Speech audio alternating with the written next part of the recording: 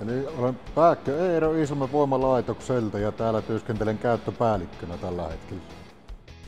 Tällä hetkellä meillä on ollut puolisen vuotta käytössä myös tämä Q-Data-järjestelmä, josta pystytään arvioimaan tulevien kuormien kosteus ja tuolla robottihallissa. Robottihallissa tullessa, jolloin jos siellä huomataan, että joku kosteus saattaa olla korkeahko laitokselle, niin voidaan kuorma ohjata sitten vaikka kentälle purkuun. Lähinnä sillä meidänkin pienessä siilussa niin sanotusti, niin jos siellä pari peräkkäistä kuormaa kovin kosteita on, niin me ollaan ongelmissa, niin tällä voidaan puuttua siihen asiaan sitten.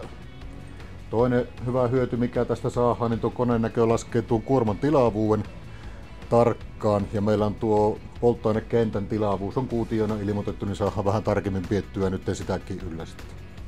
Tämä Q-Datahan hyödyttää meitä ihan parhaiten semmoisessa tilanteessa, jos tulee monta peräkkäistä kuormaa, mitkä on kosteita, niin me voidaan ottaa osa kuormista kentälle ja saadaan siellä sitten sotkettua kuivaa aineeseen sille, että meillä ei tule semmoista tilannetta, että siilossa olisi vaikka 5 peräkkäistä kuormaa hirveän kosteita polttoainetta. Eli käytännössähän tuommoinen useampi märkä kuorma tuolla siilossa niin aiheuttaa sitten pahimmillaan tuon petin viilenemisen ja sitä kautta öljyajua vähän tuo, että saadaan piettyä peti lämpimän. Niin, ehkä yksi eduista mikä on tullut niin on siinä, että niin varsin tuo huomattavasti tasalaatuisempi näytteenotto tuolla niin vaikuttaa hyvin paljon siihen polttoainetasseen energiamäärään. Nähdään paremmin, että paljonko meille on tullut tavaraa sisään ja sitten varsin tuonne kentälle pystytään arvioimaan paremmin, että paljonko meillä siellä nyt on tavaraa.